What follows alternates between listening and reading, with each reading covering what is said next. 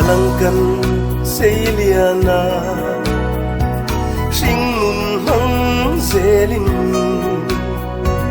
ma se thiam na le finna kan nei lo zirtir tu kan ngai ani o tu na kan lo nei ta mai tu chu le suaya zirtir tu te chu kan lo nei ve ta zirtir tu kan ngai sang cheu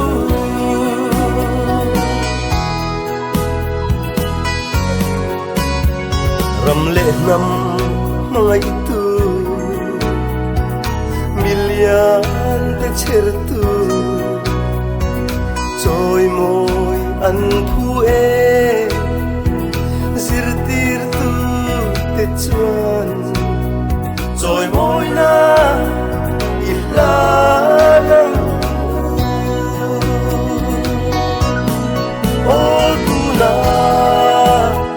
kan lo nei ta mai tu chu le suaya zirtir tu te chu kan lo nei ve ta zirtir tu kan ngai sang cheu